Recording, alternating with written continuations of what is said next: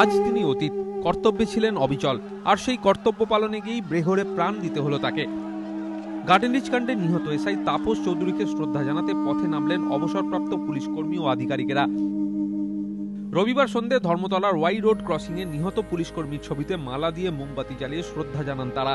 কেউ অবসর নিয়েছেন, কেউ বা অবসরের কিনারায়। অনেকেই তাপস চৌধুরীকে ব্যক্তিগতভাবে চিনতেন না, তাতে কি নতমস্তকে শ্রদ্ধা জানাতে স্বতঃস্ফূর্তভাবে এগিয়ে এসেছেন তারা। এদিন প্রাক্তন ও বর্তমান বহু পুলিশ অফিসারের গলায় ধরা পড়ল ক্ষোভের সুর। কারোর মতে গার্ডেনরিচের মতো ঘটনায় ঘটনাস্থলে রাজনৈতিক নেতাদের যাওয়া উচিত নয়।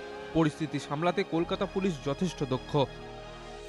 কলকাতা পুলিশের আইপিএসরা যথেষ্ট competent to tackle the situation. Commissioner police is a very highly paid man এবং ভালো স্টুডেন্ট প্রত্যেকে। ওখানে কোনো মন্ত্রীর যাওয়ার দরকার নেই। ল অ্যান্ড অর্ডার সিচুয়েশনটা দয়া করে আমাদের ট্যাকেল করতে দেওয়া হোক।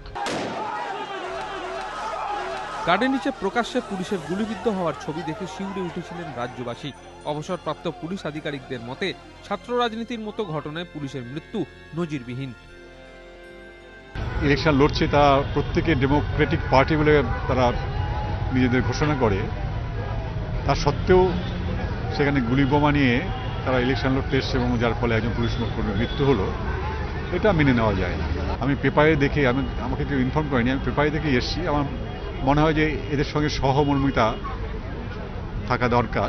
আজ রিটায়ার করেছে, কাজে আমরা এই যে পলিটিক্যাল পার্টি এবং ক্রিমিনালের যে নেক্সাস, এর বিরুদ্ধে আমাদের একটা প্রতিবাদ।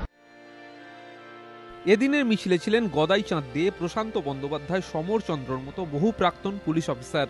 পুলিশ মহলের মতে কোনো কর্তব্যরত পুলিশ কর্মীর মৃত্যুতে প্রাক্তনদের পথে নামা কার্যত নজিরবিহীন। অরিত্রিক ভট্টাচার্য, এবিপি আনন্দ, কলকাতা।